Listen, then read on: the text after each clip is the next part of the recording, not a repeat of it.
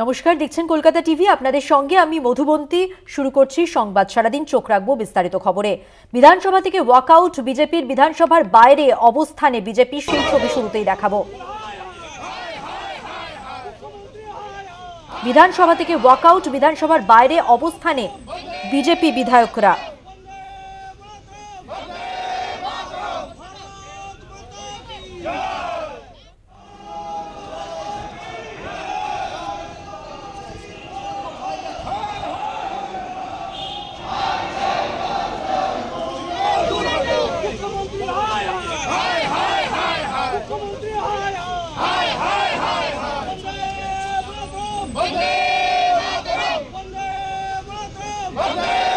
বিশেষ প্রতিনিধি দেবজ্যোতি ঘোষ রয়েছেন আমাদের সঙ্গে টেলিফোন লাইনে। দেবজ্যোতি, আমরা বিধায়কদের বিক্ষোভের ছবি দেখতে পাচ্ছি, তারা ওয়াকআউট করেছেন বিধানসভা থেকে, কি জানা যাচ্ছে?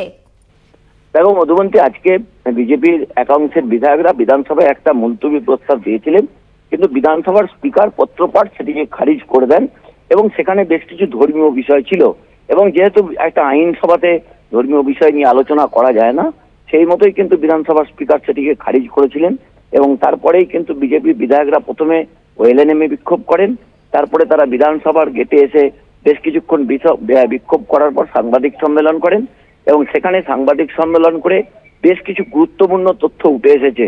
আগামীকাল বিধানসভা যে নতুন করে উত্তপ্ত হয়ে উঠতে চলেছে তার কিন্তু আগাম একটা খবর পাওয়া যাচ্ছে বিধানসভা সূত্র থেকে।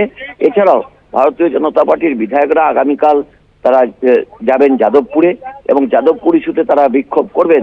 যদিও যাদবপুর ইস্যুতে তাদের দলের মধ্যে একটা মতানৈক্য দেখা যাচ্ছে, বিভিন্ন রাজনৈতিক নেতারা একই দলের বিভিন্ন রাজনৈতিক নেতারা বিভিন্ন কথা বলছেন, কখনো তাদের উগ্রপন্থী বলছেন, কখনো তারা নকশাল বলছেন, কখনো বলছেন ক্রিমিনাল।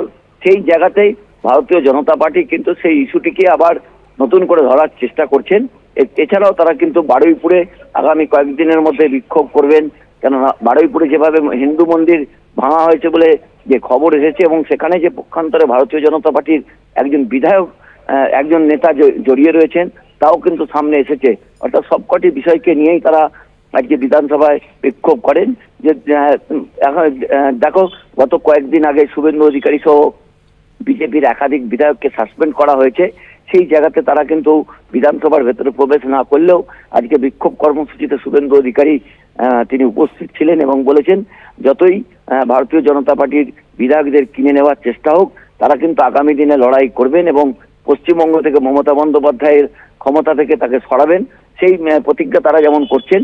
কিন্তু আজকে একটা ভিন্ন দৃশ্য দেখা যাচ্ছে ভারতীয় জনতা পার্টির অভ্যন্তরে, যে গতকাল যেভাবে তাপসী মণ্ডল হঠাৎ করে দল ছেড়েছিলেন, তিনি দুপুরবেলা ভারতীয় জনতা পার্টির বিধায়কদের সঙ্গে বসেন, সেখানে একসঙ্গে লাঞ্চ করেন, তারপরে তিনি যেভাবে জেহাদ ঘোষণা করে একেবারে মমতা বন্দ্যোপাধ্যায়ের উন্নয়ন যজ্ঞে সামিল হয়েছেন, সেখানে একটা অবিশ্বাসের বাতাবরণ তৈরি হয়েছে। কারণ একাধিক বিধায়ক ইতিমধ্যেই তৃণমূল কংগ্রেসের সঙ্গে তারা যোগাযোগ রাখছেন, অর্থাৎ একটা অবিশ্বাসের আবহ কিন্তু বিধানসভার যে বিজেপির পরিষদীয় দলের ঘর রয়েছে সেখানেও তৈরি হয়েছে। তারপরেও শুভেন্দু অধিকারী রাজনৈতিক আন্দোলনকে বাঁচিয়ে রাখতে তারা বিধানসভায় আজকে বিক্ষোভ কর্মসূচি করেন এবং তারপরে বিধানসভার গেটে বিক্ষোভ করেছেন। মধুবন্তী, ধন্যবাদ দেবাশিস। আমরা কথা বললাম আমাদের বিশেষ প্রতিনিধি দেবজ্যোতি ঘোষের সঙ্গে।